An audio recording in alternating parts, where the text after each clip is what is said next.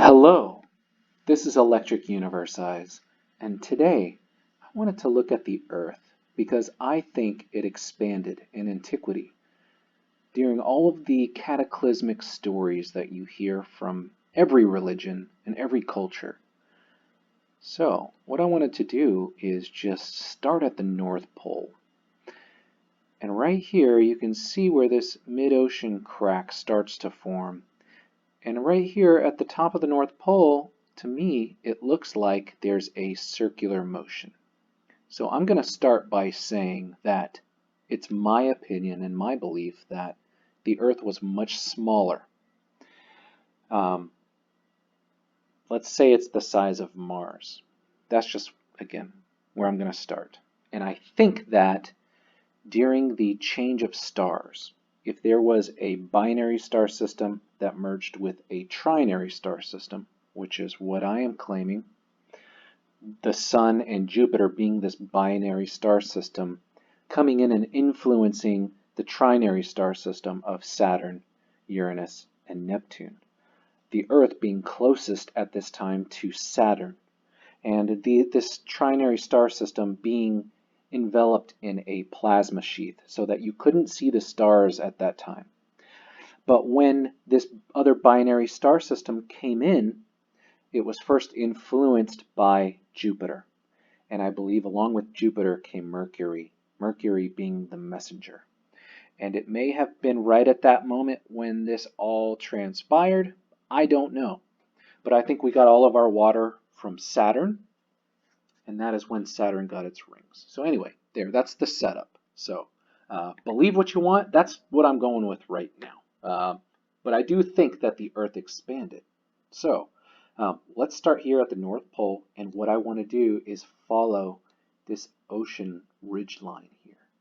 And Iceland and Greenland, Norway, and all of these areas here have some very interesting mythology.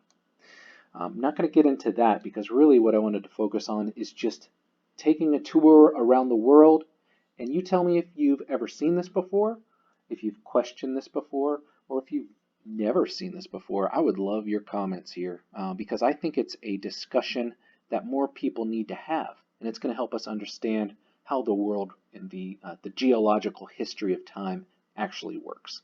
Because it's my opinion, I think standard geology is wrong. So, anyway, with this said, if there was a smaller planet that is now being, let's just say, a tug of war between stars, and it could be Saturn and Jupiter, right? And there is a difference of electrical potential, that energy would cause major havoc on Earth. And like a capacitor, I think that this energy torqued open Earth and ripped it open, just like you could take it's a bad example, but if I took an egg and twisted it, where those pressures would be of a positive and negative forces. And again, that's very generic because it's way more dynamic than that simple explanation. But just take a sphere and overload it with energy and potentially even maybe during the flood, I don't know. But I think there was an addition of mass, and that's where we got our water. And I think that the energy inside of the Earth, that plasmoid, I believe it's a plasmoid, and I think it energized so much that it blew open like a capacitor and was torqued open. So let's begin. Well, that took 4 minutes to explain that. That's insane. Anyway, you're crazy just like me because you're watching my stuff. Anyway, Iceland. Here is the cracks that are going down the mid-Atlantic ridge. All right, and you'll notice that these striations are kind of going this way as this crack is moving all the way down the Atlantic Ocean. Right, and where these cracks are, again, it's separating and sliding to the left and to the right. All right, so we can take this all the way down here, all the way down to the southern pole, where it gets right here. And this is where it gets even more interesting because you start to see these stretch marks. To me, they look like stretch marks. That's what I'm going to call them. All right, and if you have not seen this, where the tip of Antarctica almost touches the tip of South America, doesn't that shape look quite funny? And I love how it's just this nice, smooth, spiraling action. Now, like I mentioned, these stretch marks. You notice this island chain right here, of this arcing island chain, right? I believe that this was connected over here. All of this all pinpointed and merged right here at one point. And that all these other continents were connected to Antarctica. With this edge line of Antarctica being approximately in this area, this would have been closer to here. You can see the tip of South Africa here literally looks like it was stretched from this point. So what I'm claiming is South Africa slid across and up from where all of this was combined. So this arch right here, I think, was somewhere in this area where it all merged together. Okay, so here's another crack that goes all the way over this way. And then it gets kind of funky here because now you see these lines going up vertically and this one going up vertically. So let me back out now. And you can start to see this kind of straight line ridge, this mountain range underneath the ocean. And then there's a parallel line right here as well. And you've got this crack that, again, connects all the way down here and it goes all the way down this way. And this crack just happens to go all the way up into the Red Sea. And this is where a lot of biblical stuff took place, if you've ever heard any of those stories. All right? So I believe this was all once joined together. Let's scroll back here. Madagascar looks like it fits right in here. Okay. You've obviously seen this before, or I hope you have, where this coastline looks like it physically connects like a puzzle piece over here to South America. And again, note those striations that go all the way across with that crack right down the center. Okay. All right, so let's go back down here. And we have this nice fluid motion coming all the way down into Antarctica. And I know it's kind of hard to see because it's covered in ice, but you can still kind of see these fluid motions going through here. All right. And then we've got these stretch marks that go across this way. That looks like whatever's over here stretched out from here and slid across that ocean floor. All right. Again, New Zealand, we've got this nice little swirling action that looks like it ends about here. Okay. We've got the island of Fiji, which, again, to me, looks like there was a gigantic hurricane right here. I'm going to say hurricane. Wasn't a hurricane. I think it was something way more dramatic that I'm not even going to speculate what it looked like. But I do want to try some experiments to try to see how plasma moves around a ball, if I can get the right environment. So we'll cross that bridge when I get there. Let's go ahead and change to magnetic north. This Fiji island and all of these formations have always looked very peculiar to me. So let's continue on around this way. And again, it just looks like there was something swirling around, just insanely crazy here. This little arm here looks like it could have connected underneath this portion here if this arm just swung out from here. Okay, and the circular motions, again, this entire section looks like it slid north. So I believe Cambodia was connected down with all of these little island chains all the way down to Australia. And I think all of this was connected at once. The standard Pangea model is going to say that the Earth has always been the same size and the same mass forever. And Pangea was one supercontinent that broke up and danced around the planet. And I've always thought that was the biggest crock that I've ever heard, because in my youth, we would do the puzzle pieces, and it just, I always question, why do these continents look like they fit together? And there's a guy that I follow that makes really amazing renderings of the Pangea model 250 million years ago, or whatever millions of years ago he's putting in there. And it expands out, or sorry, it breaks apart and moves across the oceans, like I'm proposing here, but his model and everyone else's model always shows the same size planet.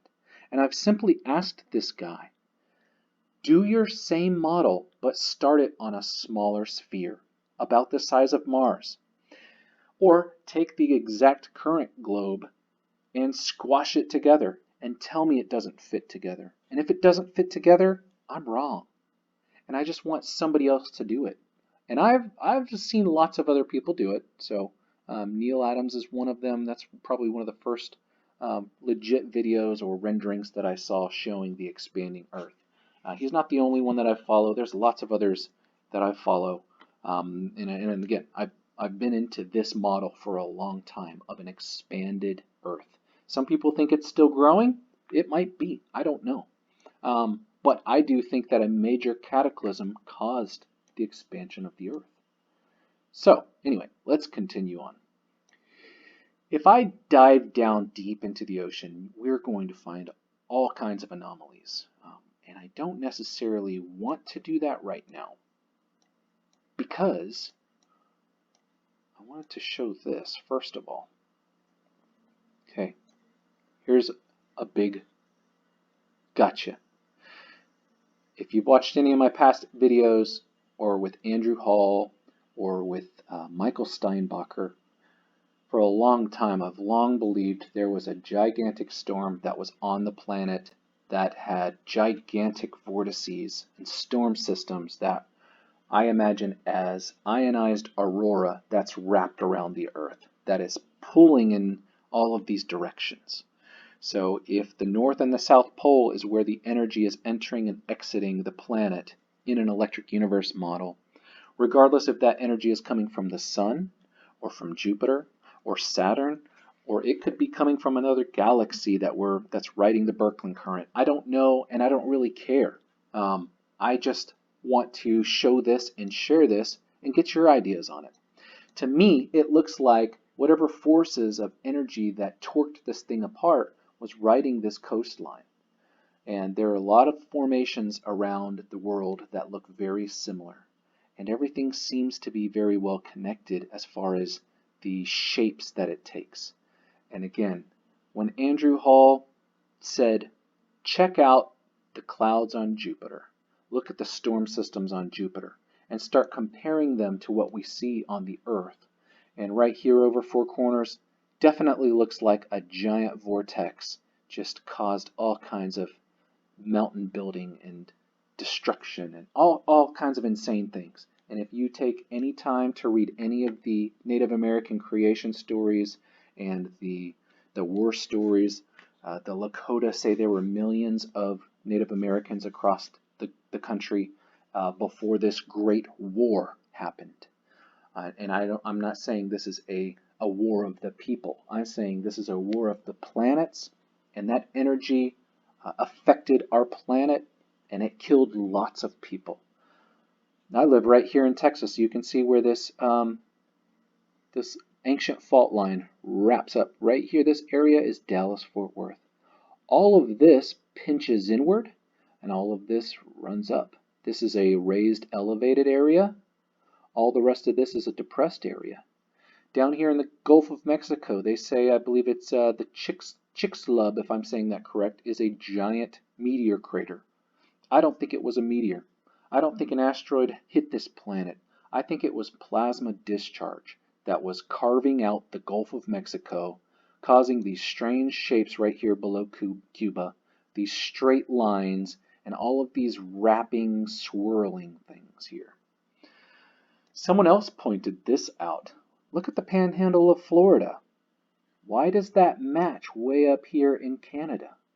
And the Great Lakes, again, we've got these swirling, swooping, matching features here. You know, if I even want to zoom in here, now I've got a giant vortex way over here in the southwest. That goes all the way down to South America, but then you'll notice this wraps up like this, all the way into Oklahoma, over into Arkansas, and then up through, you know, all these states here, and you kind of see this fluvial motion going all the way up. Now I dare you to go YouTube a bunch of aurora videos, and you watch how aurora moves, and then you tell me that if the aurora, which usually is visible in Canada right around this band, pushed down during an event, a global event where it was nothing like we can ever imagine, I could see how that can cause this type of destruction and can form things like the Appalachian Mountains and all of the craters along the Carolinas and the crater over in Arizona and the Grand Canyon with all of these different potentials of electricity. So again, go watch all of the Andy Hall videos. You'll understand what I'm saying if I sound crazy to you. So let's continue on here. This is what I wanted to get to. Look at this. See this line right here? And this line right here?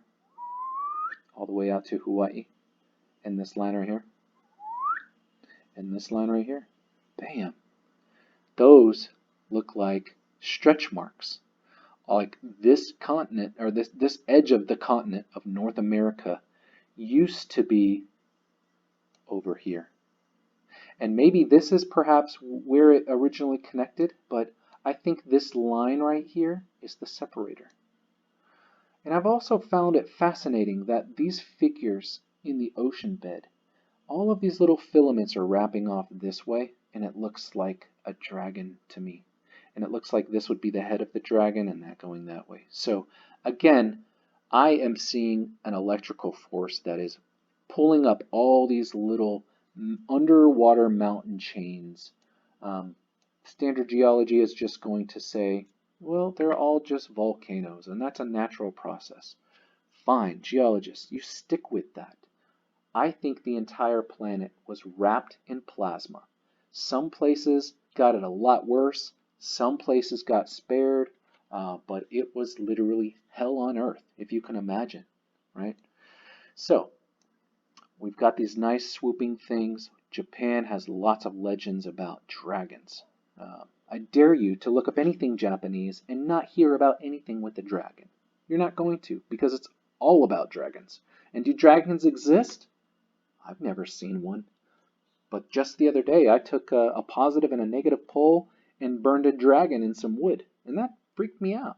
Not really. But it's kind of crazy, don't you think? And why the heck does this thing right here go and wrap perfectly? Right here, with this little chain that wraps up this direction.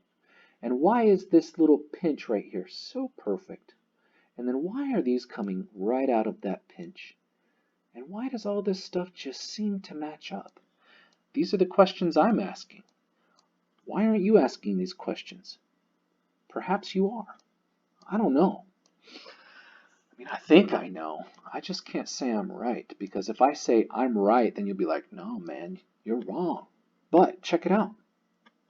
This mountain chain right here, I don't think this was pushed up from underneath. I think this was pulled up from above, from a difference in potential between these two lands. Just like there was a gigantic storm wrapped around this, like a big giant eye of the storm like you see on Jupiter.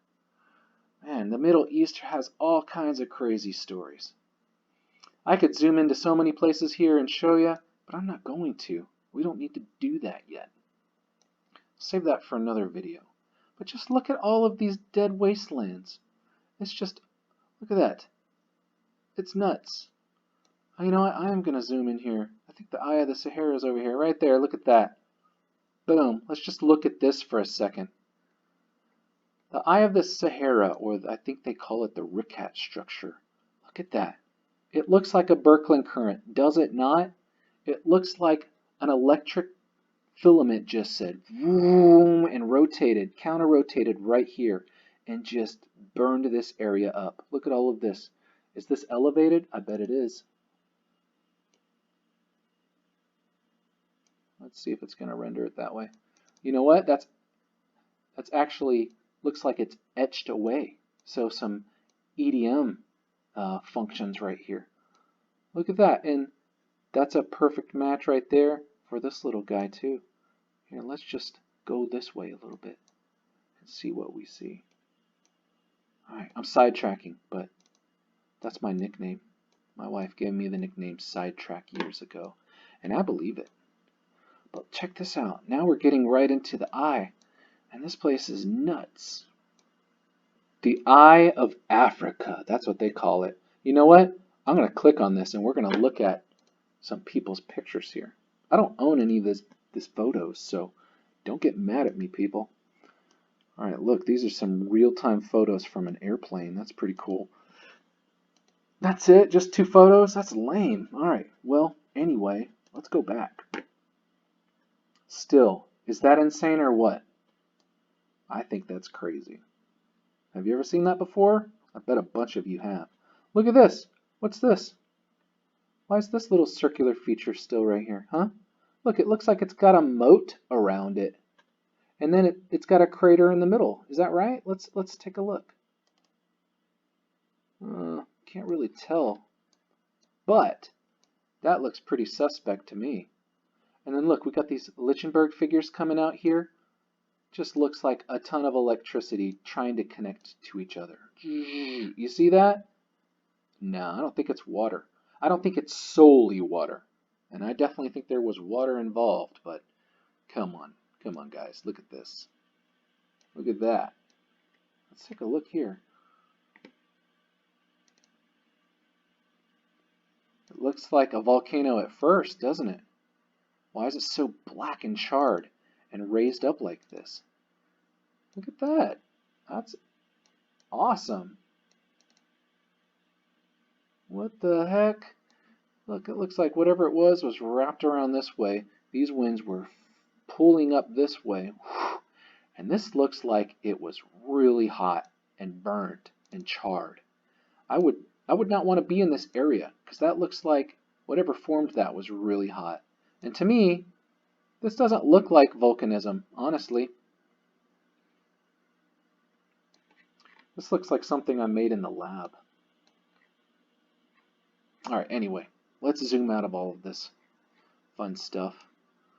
Let's get our magnetic north back. Alright, here we go. So, what do you think so far? Think I'm crazy?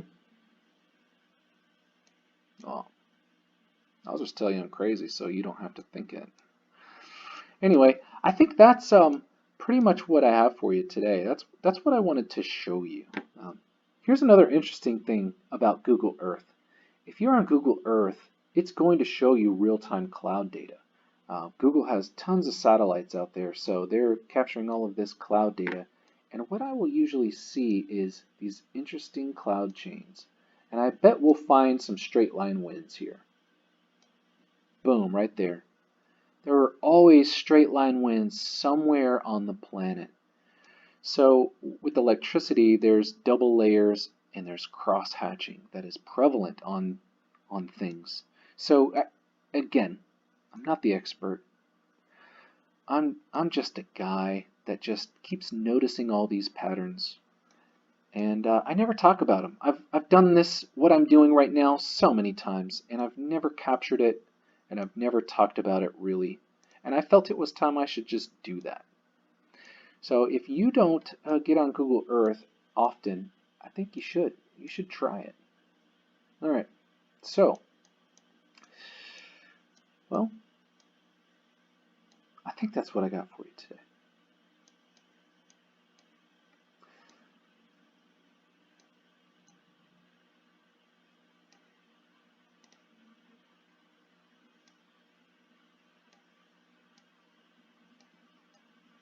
Is it? Nope, I'm going to show you one more thing.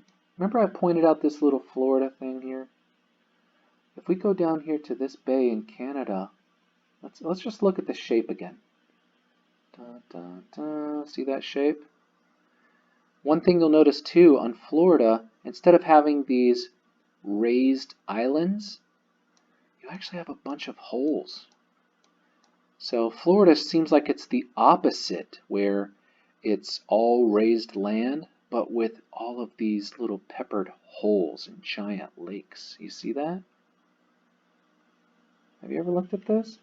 And look, this is like crater chains to me. Look at that, all the way down. Look, look, it's crater chains. Crater chains in Florida. They're not just lakes. They're not just depressions. This stuff, I think it's all electrical.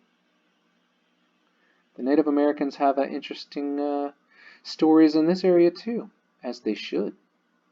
Look, even here. Yeah? And now we'll go back up here and compare. Look, almost like Florida. That's a little anomalous in comparison. But what's up with this? We got this like huge scoop out of the Hudson Bay. Let's zoom in on this. Have you ever looked here? This stuff's weird. Look at that. Look at that. Look at that. Oh, same thing. Just like rivers kind of move. If you look at the texture of this stuff, it's pretty nutty. Like, look at this. So, what geologists say is glaciers carved all of this. Yep. Glaciers must have done that and bent this around, huh? Glaciers totally bent all of this just like that, right? That's what they say. But I don't buy it. Look at that. That's crazy. All right. There you go. You notice something here, right here? Swirling, straight line all the way down again. Look at this straight line. Boom, just like I showed you the straight line clouds. That's all it takes, is one little filament of plasma running along in a jet stream across the ground that is pulling material up. The other portion could be being etched out, for all I know. But this stuff is pretty peculiar here. I think you might agree. If you don't, you just smash that down thumbs. Thumbs down, man! If you like it, why don't you hit that thumbs up button? I don't really care about likes and views and thumbs up and all that stuff. It makes me feel great. I just want to share this stuff with you. Again, you might think I'm a lunatic and be like, no, man, this earth is millions and billions of years old, and we were made from monkeys. But I don't believe that, because there's monkeys and apes right now. So, doesn't make sense to me. And why the heck are these circular craters like this? Well, must have been meteors, right? No, I don't think so. Look, it's right outside this giant crater, in my opinion. That's all related. Man, there's so many more places I could take you, but what do we do now? I don't know. It's almost 30 minutes now, and I think I'm done. I think you got the point. Okay? Are you ready? Okay? All right? Okay? All right? I'm done.